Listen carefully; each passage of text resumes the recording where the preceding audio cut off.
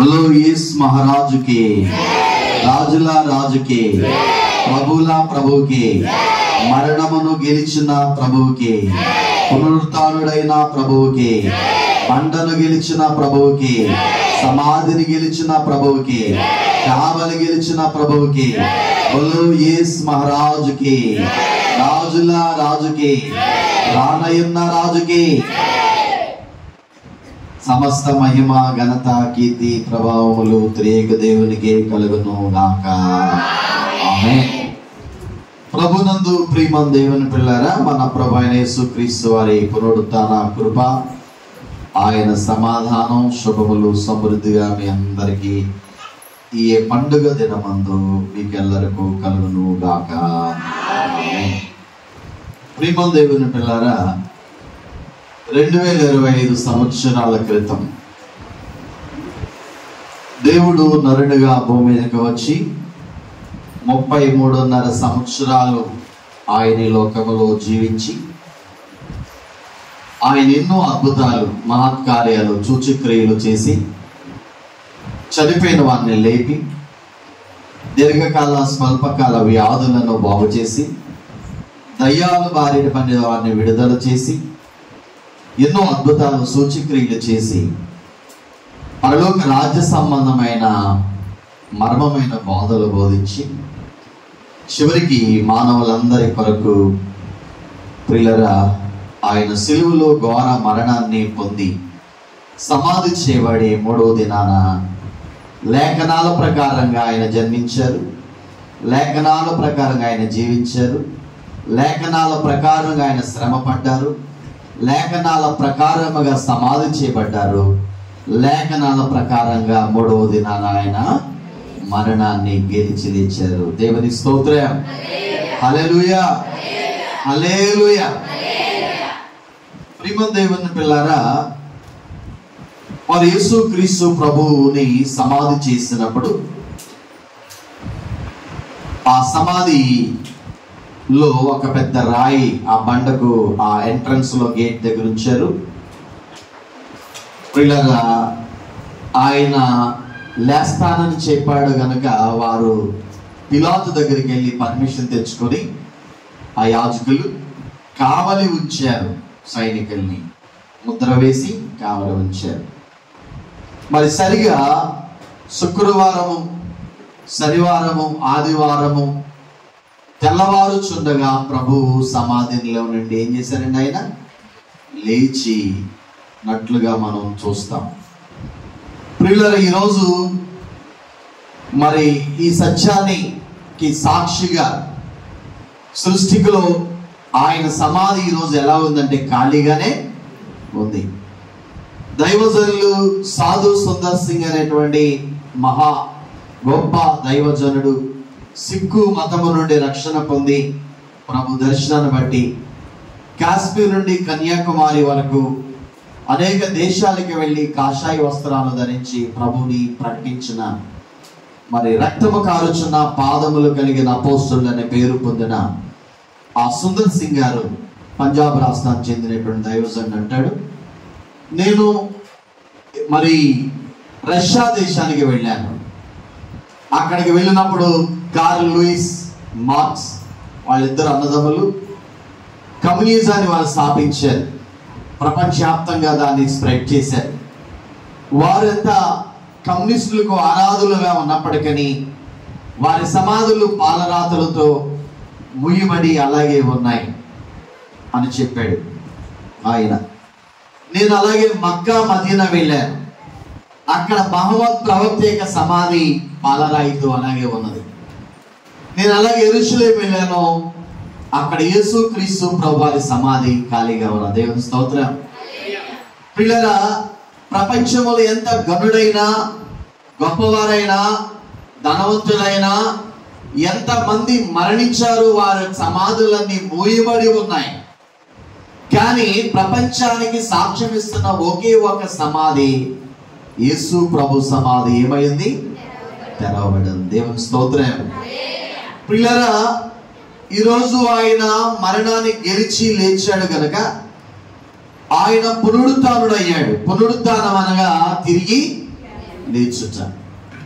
పిల్లలు, ఆయన పునరుత్థానుడు అగుట ద్వారా, లోకరక్షకుడుగా వచ్చిన యేసుక్రీస్తు ప్రభు మరణించి తిరిగి లేచుట ద్వారా 7 ప్రాముఖ్యమైనటువంటి ఉపయోగాలు ఆ పునరుత్థానం ద్వారా మానవులకు సంప్రాప్తించాయి, కలిగాయి. ఆ 7 బ్లెస్సింగ్స్ ఏంటో ఈ దినం మీతో పంచుకోవాలని ఆశపడుతున్నాను. పునరుత్థానం ద్వారా ఈ ప్రపంచ మానవాళికి కలిగిన మేలు ఏమిటి, ఆయన మరణించి తిరిగి లేచడం ద్వారా అని ఆలోచన చేసినట్లయితే ఒక 7 సంగతులు క్లుప్తంగా మీతో పంచుకుంటాను.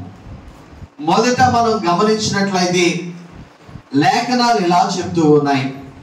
కొరింథీయులకు రాసిన మొదటి పత్రిక 15వ అధ్యాయము 54-55 వచనాలు మనం గమనించినట్లయితే, ఈ క్షయమైనది అక్షయతను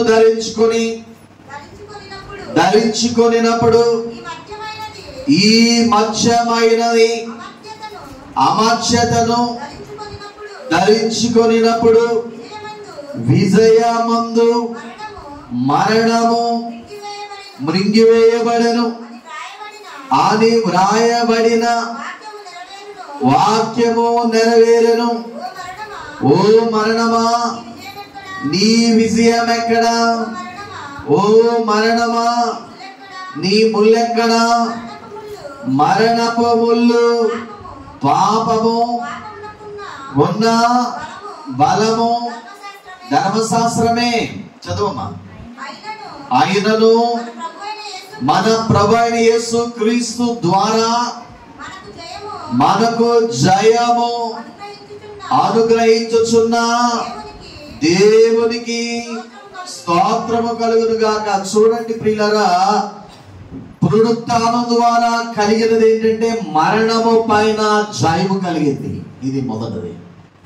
అనగా ఒక మానవుడైన ఆదాము మొదటి మానవుని ద్వారా పాపం ద్వారా వచ్చిన జీవితము మరణం. ఏంటా మరణం? బైబిల్ 2 మరణాల్ని మనకి పరిచయం చేస్తుంది. మరణం అనగా ఎడబాటు, ఈ దేహము నుండి ఆత్మ వేరైపోవడం, అది మొదటి మరణం, అంటే శరీర మరణం. రెండవ మరణం ఏంటంటే ఆత్మ దేవుని నుండి శాశ్వతముగా దూరమై అగ్నిగుండానికి వెళ్ళడం, అది రెండవ మరణం. ప్రియులారా, ఆదాము చేసిన పాపము ద్వారా వచ్చిన ఈ 2 మరణాలు వచ్చాయి.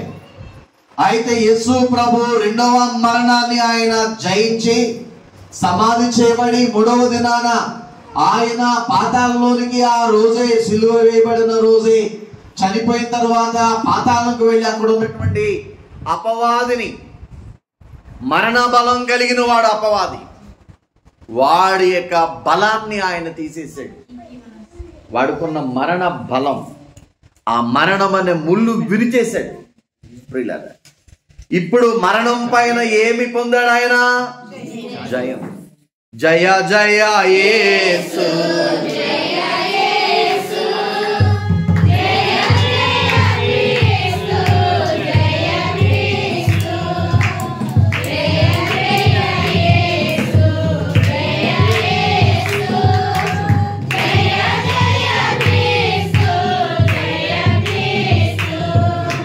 జయ రాజా, జయ రాజా, జయ జయ రాజా, జయ రాజా, జయ జయ స్తోత్రం, జయ స్తోత్రం, జయ జయ స్తోత్రం, జయ స్తోత్రం, జయ జయ యేసు, జయ యేసు, జయ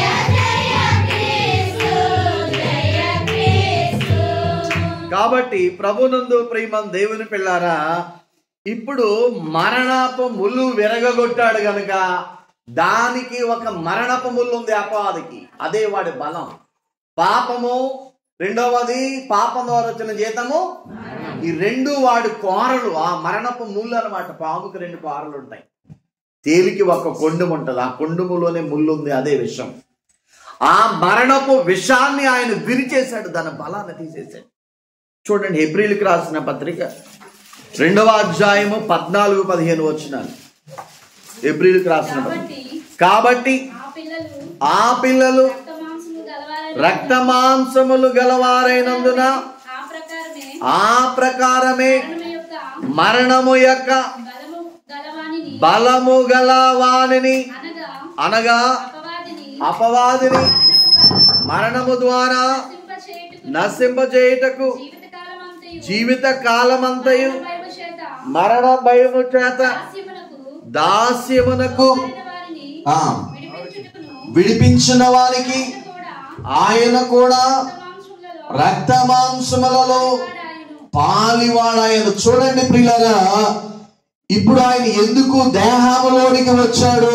ఆత్మైన దేవుడు శరీరం ధరించుకున్నాడంటే దానిని జయించాలంటే ఆ మరణ బలాన్ని ఆయన మనిషిగా వచ్చాడు. మానవుల్లో మరణం అనే భయం ఉంది.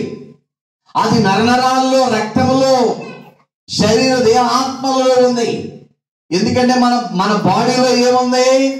పాపం ఉంది. ఆ పాపానుకున్న బలం మరణం. దానిని ఓడించడానికి, అపవాదిని దానికున్న బలాన్ని తీసేయడానికి ప్రభువు ఈ లోకానికి వచ్చి సిలువలో ప్రాణం పెట్టి సమాధి చేయబడి పాతాళములో ఉన్న మరణ బలం కలిగిన అపవాది దానితో యుద్ధం చేసి శక్తిని ఓడించాడు. ఇది దాదాపు కొన్ని వందల సంవత్సరాల క్రితమే తండ్రి అయిన దేవుడు ఓషియా ప్రవక్త ద్వారా చెప్పాడు. ఓషియా గ్రంథము 13వ అధ్యాయము 14వ వచనం. యేసుక్రీస్తు ప్రభువు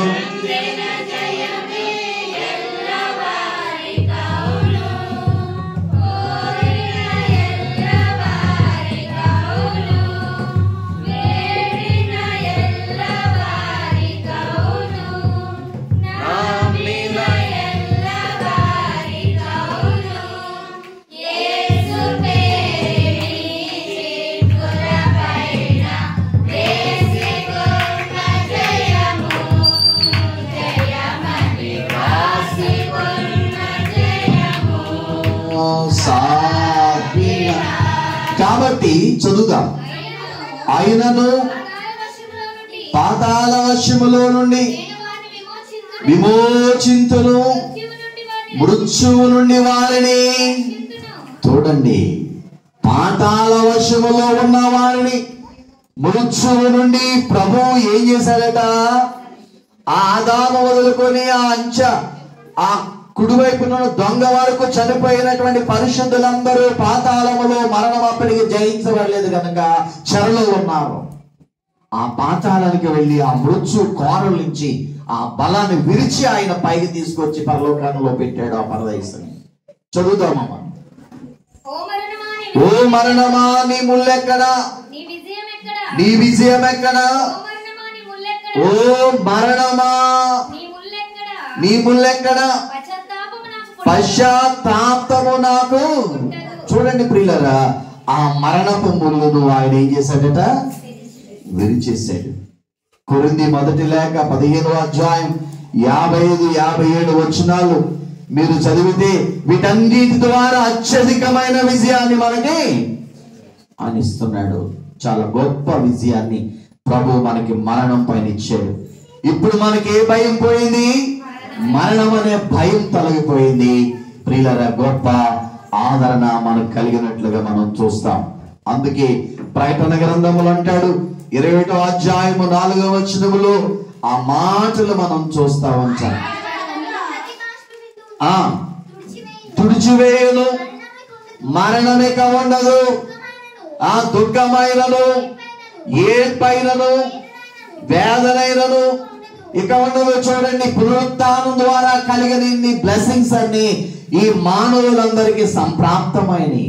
అందుకే ప్రకటన గ్రంథం 3వ అధ్యాయం 21వ వచనములు అంటాడు, నేను జయించి నా తండ్రితో కూడా ఆయన సింహాసనము యందు కూర్చున్న ప్రకారము జయించువారిని నాతో కూడా ఆయన సింహాసనం కూర్చున్ననిచ్చదని. ఇప్పుడు మనం కూడా ఆయన జయించాడు గనక మనం కూడా ఏం చేయాలట? జయించవలసిన వారమైన. ఆయన పొందిన జయం ఎవరిదైంది? మనదైంది ప్రియులరా. అందుకనే మనం పాడుతూ ఉంటాం ఏమని? యేసుక్రీస్తు ప్రభువు పొందిన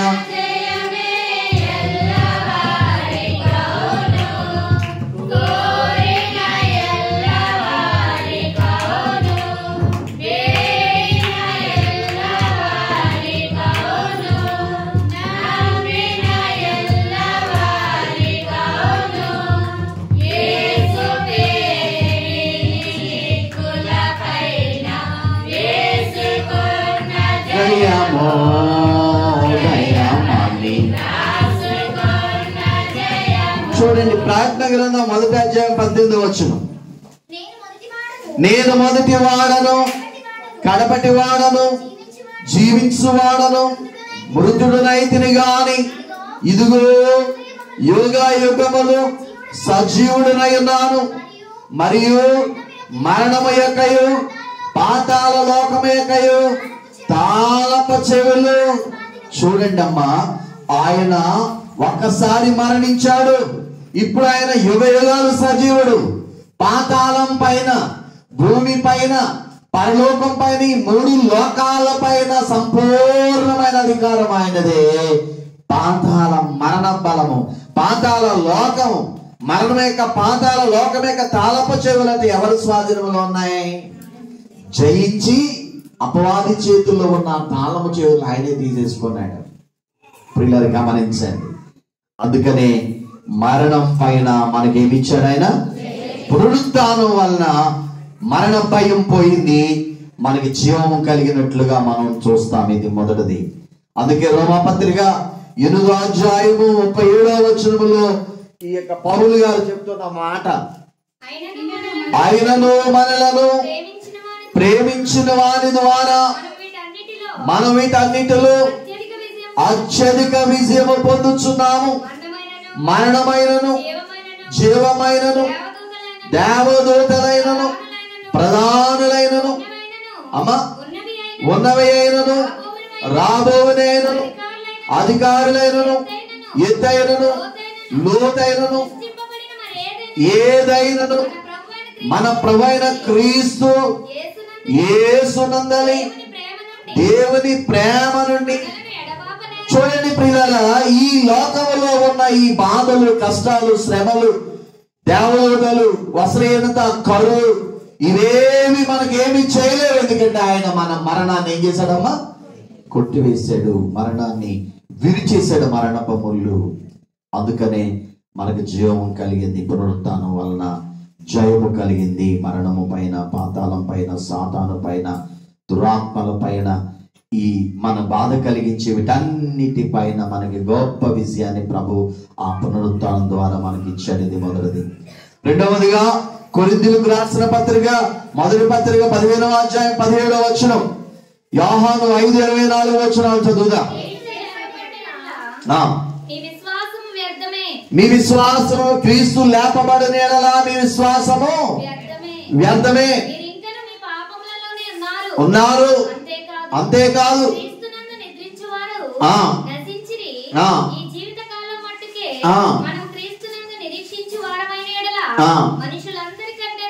చూడండి ప్రియులారా, యోహాను సువార్త 5:24లో కూడా యేసు క్రీస్తు ప్రభు లేపబడినందువలన ప్రపంచ మానవాళికి ఏం కలిగిందట? విశ్వాసము. ఆయన లేపబడకపోతే విశ్వాసం ఏమైపోయాను?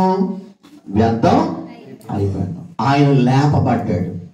ఆయన పునరుత్థానం వల్ల ఆయనను నమ్మే వారికి ఆధారం ఏంటంటే ఆయన మరణాన్ని గెలిచి లేచిన దేవుడు. అదే మా బలం అని ఈరోజు క్రైస్తవ విశ్వాస సంఘానికి ఇరుసు లాంటిది ఆయన పునరుత్థానం. ఆయన మరణించి సమాధి చేయబడి తిరిగి లేపబడలేదనుకోండి, ప్రపంచములో ఆయన నిజదేవుడని నమ్మేవారా?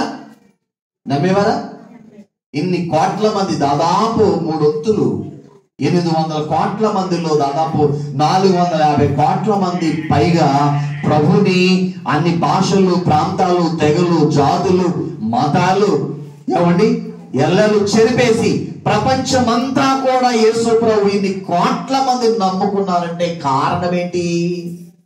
ఆయన పునరుత్థానం. ఎందుకు నమ్మారు ఆయన్ని? ఆయన మరణించి తిరిగి ఆయన చరిత్ర, ఆయన జన్మకు ప్రత్యేకమైంది.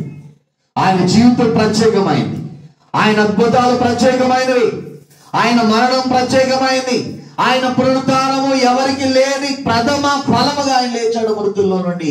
అంతకుముందు ఎవరును ఆ సమాధులు తెరివి లేపబడలేదు ప్రియులారా. అందరూ సమాధి చేయబడి సమాధులు మోయబడి ఉన్నాయి. అందుకనే ప్రపంచానికి, క్రైస్తవ సంఘానికి కలిగింది ఏం కలిగిందంటే విశ్వాసం కలిగింది. యోహాను సువార్త 5:24 చదువుదాం. నా మాట విని నన్ను పంపిన వాని యందు విశ్వాసముంచువాడు నిత్య జీవము గలవాడు, వాడు తీర్పులోనికి రాక మరణములో నుండి జీవములోనికి దాటి ఉన్నాడని మీతో నిశ్చయముగా చెప్పుచున్నాను. అందుకనే యేసు క్రీస్తు ప్రభువునందు విశ్వాసం కలిగింది ఈ ప్రపంచానికి. ఆయన నమ్మడానికి ఇది మూలమైంది, ఒక బేస్ అయింది. యేసు ప్రభుని ఎందుకు నమ్ముకున్నాం అంటే ఆయన నా పాపము తీసివేసి నా పాపం ద్వారా వచ్చిన మరణాన్ని విరిచేసి పునరుత్థానుడై తిరిగి లేచాడు కనుక ఇదిగో ఆయన సజీవుడైనా ఈజ్ రైజన్, ఆయన తిరిగి లేచాడు, ఆయన సజీవుడు అని సృష్టి సాక్ష్యం ఇస్తూ ఉంది, సమాధి సాక్ష్యం ఇస్తూ ఉంది. ఆయన 500 మందిగా ఆయన లేచాడని 40 రోజులు అందరికీ కనబడినప్పుడు 45,000 మంది పైగా భక్తులు ఆయనను చూచి సాక్ష్యం ఇచ్చారు ఆయన సజీవుడని. మొదట మగ్దలేని సాక్ష్యం ఇచ్చింది, నా విమోచకుడు సజీవుడు. యోబు గారు కూడా ఆయన ఏమై ఉన్నాడు, సజీవుడని సాక్ష్యం ఇచ్చాడు. యోబు గ్రంథం చదవదు కానీ 19:25 నుంచి 27 వచనాల వరకు.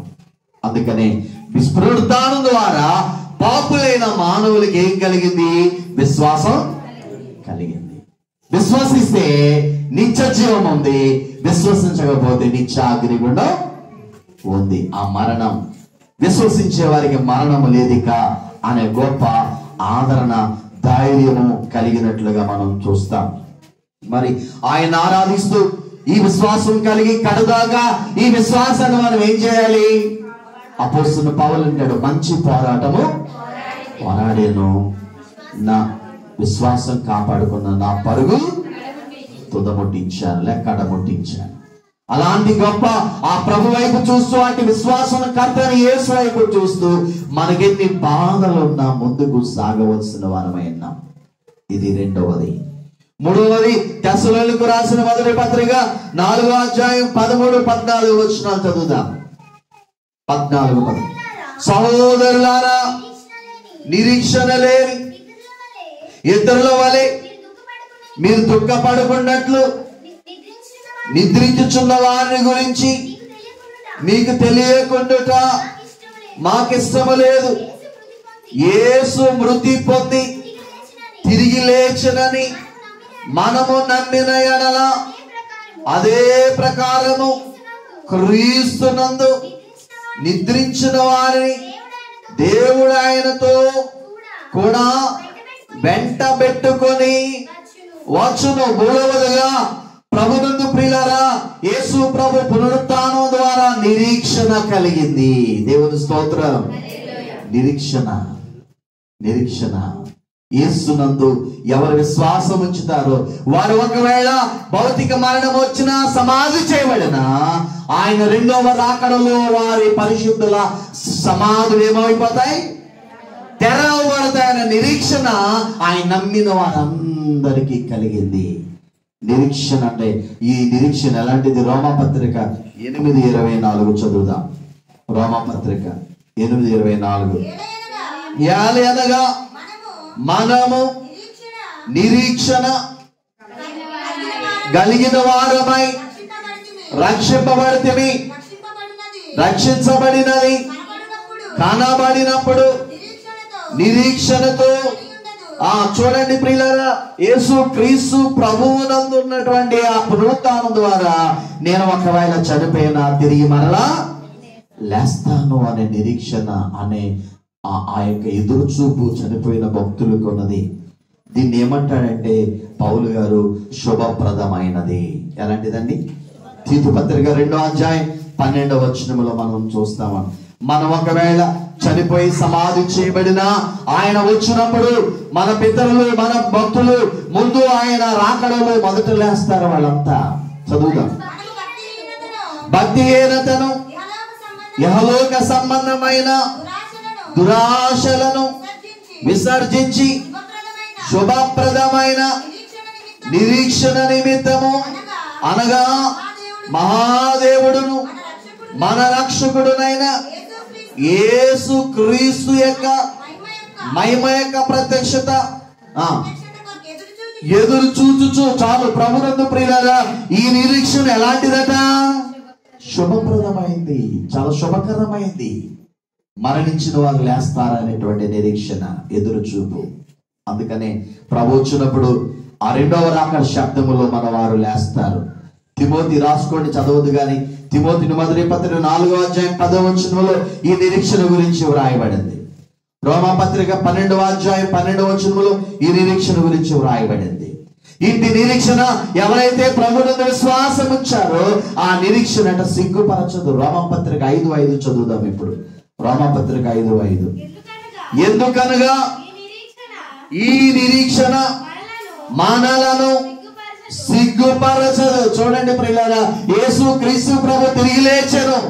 ఒకవేళ నేను మరణించినా తిరిగి లేస్తాను అనే ఈ నిరీక్షణ సిగ్గుపరచదు. ఈ ఎదురు చూపు ఖచ్చితంగా ఈ యొక్క ఆశాభావం ఎంత మంచి అనుభవమో కదా. అందుకనే కొరింథీ పత్రిక మొదటి పత్రిక 15వ అధ్యాయం 20-21 వచనాలు మనం చదువుకున్నాం కదా. ఇప్పుడైతే నిద్రించిన వారిలో ప్రథమ ఫలముగా క్రీస్తు మృతులలో నుండి లేపబడి ఉన్నాడు. మనుషుని ద్వారా మరణం వచ్చింది గనుక మనుషుని ద్వారానే మృతుల పునరుత్థానము. చూడండి ప్రియులారా, ఆదాము అనే మొదటి మానవ ద్వారా మరణం వచ్చింది, పాపం ద్వారా వచ్చిన జీతం మరణం. అదే రెండవ ఆదామైన రెండవ మనిషి యేసు క్రీస్తు ప్రభు ద్వారా మృతులకు ఏం కలిగిందండి? పునరుత్థానం. అదే బ్రతికించబడుట. చనిపోయినా నేను తిరిగి రాకడలో లేస్తాను అని భక్తులందరూ అదే నిరీక్షణ కలిగి ఉన్నారు ప్రియులారా. దీనికి యోహాను 5వ అధ్యాయం 25 నుంచి మనం చదివితే అక్కడ వ్రాయబడింది. ఏమని వ్రాయబడిందంటే, అక్కడ ఆ స్త్రీ ఆయనతో విను గడియ వచ్చుచున్నది, ఇప్పుడే వచ్చి ఉన్నది, దాని వినివారు జీవింతురని నీతో నిశ్చయముగా. చూడండి ప్రియులారా, రెండవ రాకడ శబ్దం వినగానే సమాధుల్లో ఉన్నవారు వారి సమాధులు ఏమైపోతాయి? తెరవడతాయి. ఇది క్రైస్తవ సంఘానికి ఆ పునరుత్థానం ద్వారా కలిగిన గొప్ప నిరీక్షణ. అదే లాజరు చనిపోయినప్పుడు యోహాను సువార్త 11వ అధ్యాయం 25-26 వచనాల్లో ప్రభువు చెప్పిన మాట ఒకసారి చదువుకుందాం. నాదు యాత్ర ముగియగనే సయ్యా కన్నులారా నా సామిని అలా నాదు యాత్ర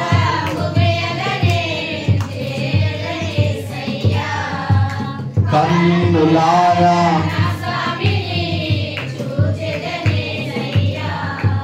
ఆ మహిమకు నన్ను పిలిచిన శుద్ధాత్ముడా,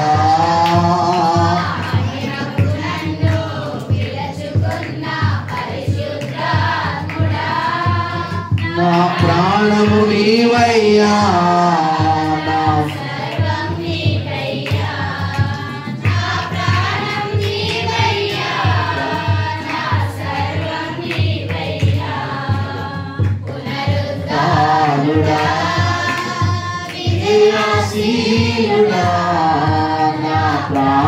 ప్రాణనాథుడా, పునరుత్థానుడా.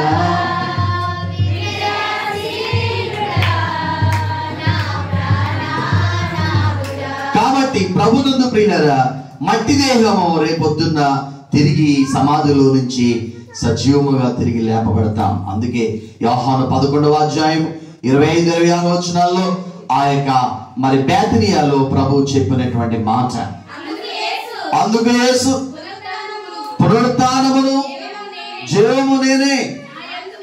నా యందు విశ్వాసం ఉంచువాడు చనిపోయినను బ్రతుకును. బ్రతికి నా యందు విశ్వాసముంచు ప్రతివాడును ఎన్నటికి చనిపోడు. దేవుని స్తోత్రం. నా యందు విశ్వాసం ఉంచేవాడు చనిపోయినా, విశ్వసించేవారు చనిపోతారు. మొదటి మరణం ఈ శరీరం మరణం వస్తుంది. చనిపోయినా, సమాధి చేయబడిన తిరిగి వారు మరలా ఏమవుతారట? జీవిస్తారు. ఇక ఎప్పటికీ వారికి చనిపోరు. ఇక ఎప్పటికీ మరణం వాళ్ళకి రెండో మరణం ఉండదు. ఎందుకంటే పునరుత్థానమును జీవమును నేనే, అంత స్పష్టంగా చెప్పాడు. కాబట్టి ప్రభునందు ప్రేమ దేవుని పిల్లారా, దీనికి పౌలు గారు పెట్టిన పేరు పునరుత్థాన శక్తి. ఏ శక్తి అమ్మా? ఫిలిప్పీ 3:10-11 చదవదు కానీ పునరుత్థాన బలము. యేసుక్రీస్తు నమ్మిన వారిలో ఆ పునరుత్థాన శక్తి ఉంది కనుక వారు సమాధి చేయబడిన రాకడలో మరలా తిరిగి లేపబడతారు. ఇదే నిరీక్షణ మనకున్నది. దాన్ని ఏమనంటే యేసునందు నిద్రించుట, నిద్ర. ఇది మూడవ ఉపయోగం. నిరీక్షణ కలిగింది క్రైస్తవ సంఘానికి, లోకానికి. 4వది ఫిలిప్పీయులకు రాసిన పత్రిక. దానికి ముందు ప్రైలర్గా గమనించండి. ఫిలిప్పీయులకు రాసిన పత్రిక 3వ అధ్యాయం 20-21 వచనాలు చదువుదాం. మన పౌరస్థితి పరలోకమందున్నది. అక్కడ నుండి ప్రభు అయిన యేసుక్రీస్తు అను రక్షకుని నిమిత్తము కనిపెట్టుకుని ఉన్నాము. సమస్తమును జాలిన శక్తిని బట్టి ఆయన మన దేన శరీరమును తన మహిమ గల శరీరముగా సమరూపము గల దానిగా మార్చును. చూడండి ప్రియులారా, పునరుత్థానం ద్వారా కలిగిన మరొక ఉపయోగం ఏంటంటే, గొప్ప ఉపయోగం. ఈ మట్టి శరీరం రేపు యేసు ప్రభు వచ్చినప్పుడు ఆయన పునరుత్థానం వలన మహిమ శరీరముగా, ఆయన మహిమ శరీరముగా సమరూపము గల దానిగా తిరిగి మనకి రూపాంతరము చెందుతాము. ప్రియులారా, మట్టి శరీరం ఈ లోకానికి, ఈ రక్త మాంసములు పరలోకానికి స్వతంత్రించ కొననేరం. పరలోకములో మహిమే ఉంటుంది. ఆ మహిమనే మనము సంపాదించుకుని మేఘములోనికి వెళ్ళిపోతాము. ఇది ఎందువలన సాధ్యమైంది? ఆయన పునరుత్థానం వలన మనకి మహిమ శరీరం కలిగినట్లుగా మనం చూస్తాం. కొరింథీ 1:15 52 కూడా రాయబడింది. ఇదిగో మీకు ఒక మర్మము తెలియజేయుచున్నాను. మనమందరము నిద్రించము గాని నిమిషములో ఒక రెప్పపాటున కడబోర మ్రోగగానే మనమందరము ఆ మార్పు పొందుదము. బోర మ్రోగును, అప్పుడు మృతులు అక్షయులుగా లేపబడుదురు. మనం మార్పు పొందుదము. చూడండి ప్రియులారా, యేసుక్రీస్తు రెండవ రాకడ టైంలో చనిపోయిన వారు మహిమ శరీరం ధరించుకుంటారు. బ్రతికి సజీవంగా ఉన్న మనం ఈ మట్టి దేహం ఏమైపోద్ది? మహిమగా మారి దగదగా మెరుస్తూ ఆ మేఘములోకి వెళ్ళి ప్రభుని ఆకర్షించుకుంటాం. ఆ మహిమ లోకములను వెళ్ళిపోతాం. అందుకే దైవజనులు ఒక కీర్తన రాశాడు. మహిమాలోక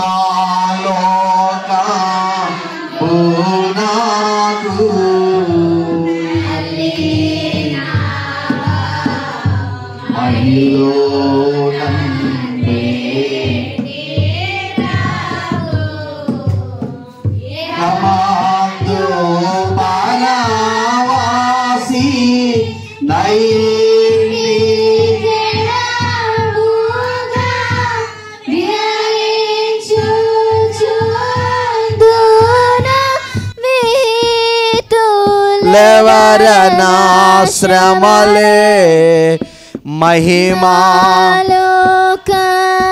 బూనాకు మళ్ళీ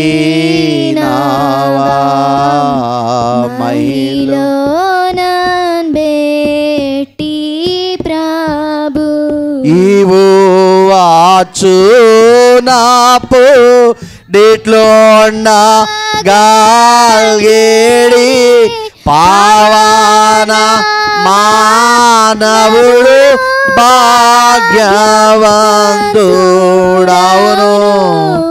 నీ వాగ్దానము బాటి నీ తండ్రి ఏంటాను, చావులేని స్థితి శాశ్వత మహిమాయత నీదే, మహిమాలో కాంబు నాకు మళ్ళీ నావా మహిలో బేటి ప్రభు. ప్రియులారా, మొదటి మానవుడైన ఆదామును దేవుడు ఆ మహిమిచ్చాడు.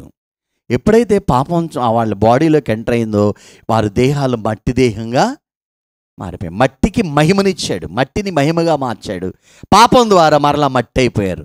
మట్టి నుంచి తీయబడ్డా కానీ నువ్వేమైపోతావు, మన్నైపోతావు అన్నాడు. ఇప్పుడు మరలా రెండవ ఆదామైన యేసుక్రీస్తు ప్రభు రక్తము ద్వారా, ఆయన శరీరం ద్వారా, ఆయన పునరుత్థానం ద్వారా మరలా ఆయన నమ్మిన ఈ మట్టి శరీరాలు రాకడలో మరలా మహిమ శరీరాలుగా ఆదాము కోల్పోయిన మహిమను మరలా తిరిగి రెండో ఆదాము అయిన యేసు తన పునరుత్థానం ద్వారా మనకి ఇచ్చేశాడు. దేవుని స్తోత్రం. ఎంత గొప్ప అనుభవం. ఈ మట్టి శరీరం కొరకు ప్రయాసపడకండి, మహిమ శరీరం కొరకు ప్రయాసపడండి. అది క్రీస్తులో ఉన్నది. ఆయన కొరకు బ్రతికే వారికి ఆ గొప్ప ఐశ్వర్యం. మట్టి దేహములో మహిమైశ్వర్యం పెట్టానంటాడు పౌలు ఒక చోట. మట్టి దేహంలో ఏం పెట్టాడట? మహిమ అనే ఐశ్వర్యాన్ని ఉంచాడండి. డబ్బు కాదు, మహిమే ఒక గొప్ప ఐశ్వర్యం. అది ఒక చోట వ్రాయబడి నేను చూపించలేను కానీ ఇప్పుడు అది పునరుత్థానం ద్వారా ఆయన మహిమ శరీరధారిగా తిరిగి లేపబడినట్లుగా చూస్తూ ఉన్నాం. ఎంత మంచి అనుభవం ఇది. పునరుత్థానం ద్వారా కలిగిన 4వ ఉపయోగము. ప్రియులారా, 5వది చెప్తున్నాను. ప్రియులారా, యోహాను సువార్త 20వ అధ్యాయము 21వ వచనం. యోహాను సువార్త. అప్పుడు యేసు, మరలా మీకు సమాధానము కలుగునుగాక, తండ్రి నన్ను పంపిన ప్రకారము నేను మిమ్మును పంపుచున్నాను అని వారితో చెప్పెను. ఆయన మాట చెప్పి ఊది పొందుమని. చూడండి ప్రియులారా, యేసు ప్రభు తిరిగి లేచిన తర్వాత వారు మేడగదిలో దాక్కుండగా లోపలిగా ప్రవేశించి మీకు సమాధానం కలుగునుగాక అన్నాడు. పునరుత్థానం ద్వారా అశాంతిలో ఉన్న మానవునికి ఏం కలిగింది? సమాధానం. బాధలో ఉన్న వారికి శాంతి, సమాధానం కలిగింది. ప్రియులారా, ఎంత గొప్ప భాగ్యము. కాబట్టి బాధల్లో, కష్టాల్లో నలిగిపోతున్న వారులారా, క్రీస్తు ఎలా జయించాడో ఆ విజయాన్ని చూడండి. ఆ విజయాన్ని మీ కళ్ళ ముందు ప్రదర్శించాడు ఆయన. మరణపు ముళ్ళు విరిచేశాడు. మరణం కంటే బలమైనది ఏదైనా ఉందా? లేదు. కాబట్టి ఈ లోకపు శ్రమలు ఎన్న తగినవి కావు. ఆయన సమాధానకర్త నీకు ఇస్తాడు. ఆ పునరుత్థానుడు నీకు శాంతినిస్తాడు. లూకా సువార్త 24వ అధ్యాయం 36వ వచనంలో కూడా వ్రాయబడింది. వారు ఇలాగ మాట్లాడుచుండగా ఆయన వారి మధ్యను నిలిచి మీకు సమాధానమగును గాక అని వారితో నేను. చూడండి ప్రియులారా, వారి భయములు, ఆందోళనలో, టెన్షన్లో దాక్కున్నటువంటి వారి మధ్యకు వెళ్ళి ప్రభు వారి చీకటిని, ఆ శాంతిని తొలగించి శాంతిని ప్రకటించాడు. పునరుత్థానం ద్వారా ప్రపంచ మానవాళికి సమాధానం. ఈరోజు ఏ ఇంటికి వెళ్ళినా శాంతి లేదు. ఏయో సమస్యలు, భయంకరమైన వ్యాధులు, భయంకరమైన ఆర్థిక ఇబ్బందులు, భయంకరమైనటువంటి మానవునికి మరి తెలియని ఆ యొక్క తిక్క శ్రమలు, ఎన్ని బాధలు ఉన్నాయి. యేసు క్రీస్తు ప్రభు అంటాడు, నా శాంతే నేను మీకు అనుగ్రహిస్తున్నాను. యోహాను సువార్త 8వ అధ్యాయం 14వ అధ్యాయంలోన 15వ అధ్యాయం 14వ అధ్యాయం 27వ వచనం. 14-27 వచనములు. శాంతి మీకు అనుగ్రహించి వెళ్ళుచున్నాను. చూడండి ప్రియులారా, లోకం ఇచ్చినట్టుగా నేను మీకు అనుగ్రహించుట లేదు. మీ హృదయములను కలవరపడకండి. శాంతి, సమాధానం, మన హృదయాల్లో నెమ్మది, ఆదరణ, ఇవన్నీ ప్రభు యొక్క పునరుత్థానం ద్వారా మనకి సంప్రాప్తించినటువంటి దివ్యమైన మేలులుగా మనం చూస్తూ ఉంటాం ప్రియులారా. ఇది 5వ కార్యము. 6వదిగా ప్రభునందు ప్రియమైన దేవుని పిల్లారా, లూకాసు సువార్త 24వ అధ్యాయం 46-47 వచనాలు ఒకసారి చదువుదాం. క్రీస్తు శ్రమ పడి 3వ దినాన మృతుల్లో నుండి లేచుననియు యెరూషలేము మొదలుకొని సమస్త జనములలో ఆయన పేరట మారు మనసును పాప క్షమాపణయు ప్రకటింపబడినని వ్రాయబడి ఉన్నది. చూడండి, యేసు ప్రభు సమాధి చేయబడి తిరిగి లేచినందువల్ల ప్రపంచ మానవాళికి 3 ప్రకటించబడ్డాయి. ఏంటి? మారు మనసు, పాప క్షమాపణ ప్రకటించబడ్డాయి. సువార్త ద్వారా ఈ 2 వాళ్ళకి నమ్మే వారికి లభ్యమవుతున్నాయి. దుర్మార్గులు మార్పు చెందుతున్నారు, దుష్టులు మారిపోతున్నారు, త్రాగుబోతులు, తిరుగుబోతులు, రకరకాల వ్యసన పరులందరూ కూడా యేసుక్రీస్తు సువార్త ద్వారా వారికి మార్పు కలుగుతుంది, వారికి క్షమాపణ కలుగుతుంది. ప్రకటించబడ్డాయి ఈ మేలులు. కనుక ఈ లోకములో ప్రభునందు ప్రియులారా, ఏ శక్తి నిన్ను మార్చలేదు. పునరుత్థానుడైన క్రీస్తు శక్తి మాత్రమే ఆ మార్పు లేని వారికి మార్పును ఇస్తా ఉంది. ఎంత మంచి అనుభవం. మోడు బారిన నా జీవితం చిగిరించే అంధకారం. పాడదాం. మోడు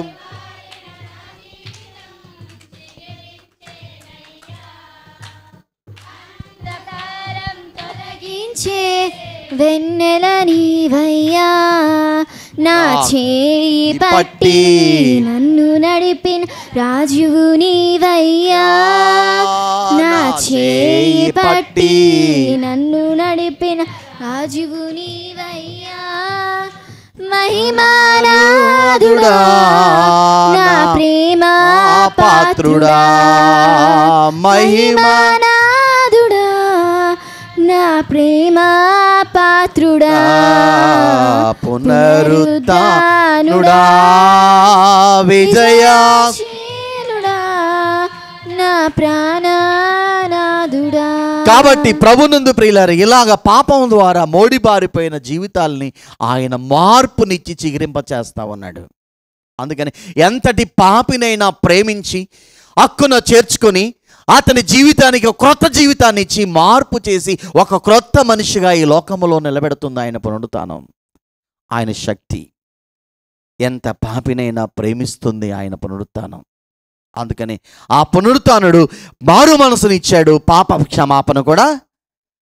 మనిషి యొక్క పాపాన్ని క్షమించగలిగిన మంచి మనసున్న మహారాజు మన ప్రభువు. అందుకనే భూమి మీద బైబిల్ చెప్తుంది, మార్కు సువార్తలో మనం గమనించినట్లయితే యేసు ప్రభు వారి ఒక చోట ఆయనే స్వయముగా చెప్పారు. బహుశా 2వ అధ్యాయము ఎన్నో వచనం అనుకుంటాను, అక్కడ అమ్మా 10వ వచనం. అయితే పాపములు క్షమించుటకు భూమి మీద,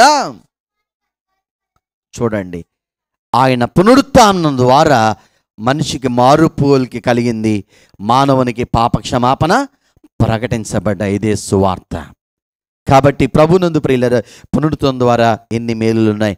ఇంకా ఈ సందేశం వింటూ ఈ పునరుత్థాన పండుగలో మనసు మారిందా? నీ పాపములు క్షమించబడ్డాయా? అయితే ప్రభు నిన్ను ప్రేమిస్తున్నాడు, ప్రభు నిన్ను ఆహ్వానిస్తున్నాడు. ఆ పునరుత్థాన కాంతి, ఆ పునరుత్థాన యొక్క ప్రేమ కిరణాలు నీ మీద ప్రసరిస్తున్నాయి. ఆయన పాదములు పట్టుకో, గొప్ప విడుదల విమోచన ప్రభు మనకిస్తారు. 7వదిగా పునరుత్థానం ద్వారా కలిగిన మరొక చివరి మేలు లూకాసు సువార్త 24వ అధ్యాయం 52వ వచనం. వారు ఆయనకు నమస్కారము చేసి మహానందముతో యెరూషలేమునకు తిరిగి వెళ్ళి ఎడతెగక దేవాలయములో ఉండి దేవుని స్తోత్రము చెప్పుచున్నారు. దేవునికి స్తోత్రం. హల్లెలూయా. చూడండి ప్రియులారా, ఇక్కడ మనం గమనించినట్లయితే యేసు క్రీస్తు ప్రభు ఆ ఒలీవల కొండ మీదకి వెళ్ళిన తర్వాత ఆయన వారిని దీవించి వెళ్ళిపోతూ ఉండగా ఆయనకు వారు మ్రొక్కిరి అనే మాట. ఏం చేశారట ఆయన్ని? మురుక్కేట మహాన్ ఆయన పైకి వెళ్ళిపోయాడు. వెళ్ళి దేవాలయంలోకి వెళ్ళి ఎడతెగక ఆరాధిస్తూ ఉన్నారు. పునరుత్థానం వల్ల ప్రపంచ మానవాళికి ఏం కలిగిందంటే వర్షిప్, ఆరాధన కలిగింది. దేవునికి ఆరాధన చేయడము. విగ్రహారాధికులైన మానవుడు దైవారాధికుడుగా మారాడు. అసత్యాన్ని పూజించేవాడు సత్యమైన దేవుణ్ణి పూజించడం ప్రారంభించాడు. ఆ పూజ వలన మనిషికి ఏం కలిగిందట? మహానందం. దుఃఖములో ఉన్న వారికి ప్రభుని ఆరాధించడం వలన, ప్రభుని గొప్ప చేయడం వలన, ప్రభు నామమును కీర్తించడం వలన, పాడి కొనియాడటం వలన, ఆయన నామమును హెచ్చించడం వలన మన దుఃఖ బాధల నుండి విడుదల పొంది మహానందం కలుగుతుంది మనకి. అప్పటికి వాళ్ళు హృదయాలు దుఃఖంతో ఉండిపోయి నేను వెళ్ళిపోతున్నాను అనగానే అందరూ హృదయాలు బరువైపోయినాయి. ఎప్పుడైతే నేను మరలా వస్తాను, ధైర్యంగా ఉండండి, స్థలం సిద్ధపరచడం వెళ్తున్నానని చెప్పి వెళ్ళిపోయాడో దీవించి, అప్పుడు వీరికి హృదయాల్లో ఏం కలిగిందండి?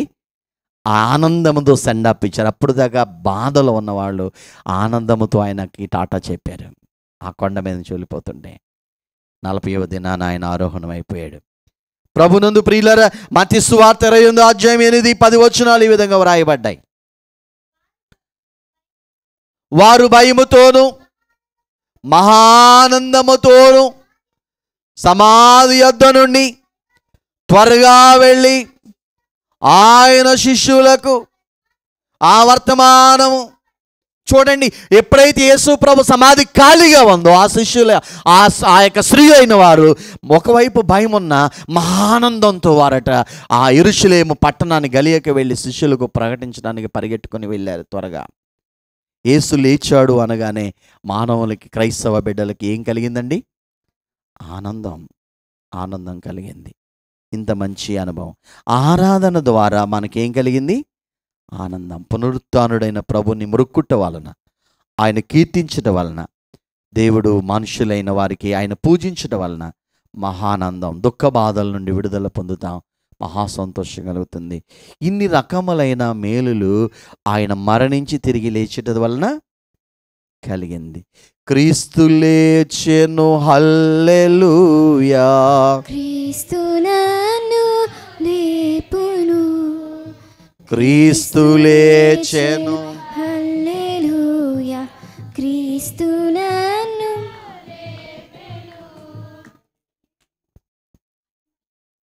సరే, ప్రభునందు ప్రియమైన దేవుని పిల్లారా, పునరుత్థానము వలన మానవులకు కలిగిన మేలులు ఒకటి, మరణపు ముళ్ళు విరిగి మరణం పైన మనకేం కలిగింది? జయము. ప్రభు జయించాడు, అపవాదిని ఓడించాడు, సమాధి గెలిచాడు, ముద్ర కావలి గెలిచాడు. ఇప్పుడు మనకు మరణ భయము తొలగిపోయింది పునరుత్థానం వలన. రెండవదిగా మనకేం కలిగింది? విశ్వాసం. ఆయన నమ్మడానికి ఆధారం దొరికింది ప్రపంచ మానవులకి. మూడవది, నేను చనిపోయినా తిరిగి లేస్తాననే నిరీక్షణ, ఆ శుభప్రదమైన నిరీక్షణ కలిగింది. నాలుగవది, నేను చనిపోయిన తర్వాత ఆయన వచ్చినప్పుడు ఈ మట్టి శరీరం మరలా ఎలా మారిపోద్ది? మహిమ శరీరం. ఇది దేన శరీరం ఆయన మహిమ గల శరీరమును సమరూపం గల దానిగా మారిపోద్ది. ఐదవది, అశాంతిలో ఉన్న మనిషికి పునరుత్థానం సమాధానం, శాంతినిచ్చింది. అంత మాత్రమే కాదు, మార్పు లేని వారికి మారు మనసు, పాప క్షమాపణ ప్రకటించింది ఈ యొక్క పునరుత్థానం ద్వారా. సువార్తీకరణ జరిగింది. ఏడవదిగా, ఈ పునరుత్థానం ద్వారా ఆయనకు మహిమ కలిగింది, ఆయనకు ఆరాధన, ఆయనకు ఆ స్తోత్రాలు, స్తుతులు కలిగాయి, ఆయనకు మహిమ కలిగింది. అందుకనే మనందరికీ ఏం కలుగుతుంది? ఆయన పూజించడం ద్వారా ఆనందం, మహానందం, మామూలు కాదు. ఇన్ని రకాలైన దీవెనలు ఈరోజు వాక్యం వింటున్న మీకు పునరుత్థానుడైన ప్రభువే తన ఆత్మ ద్వారా ఇట్టి దీవెనలు ప్రసాదించి పునరుత్థానం ద్వారా రావాల్సిన ఇంకా ప్రత్యేకమైన బైబిల్ చెప్పిన ఆశీర్వాదాలన్నీ, బైబిల్లో ఉన్న దీవెనలన్నీ మనందరికీ పరిపూర్ణంగా కలుగునుగాక. ఆమేన్.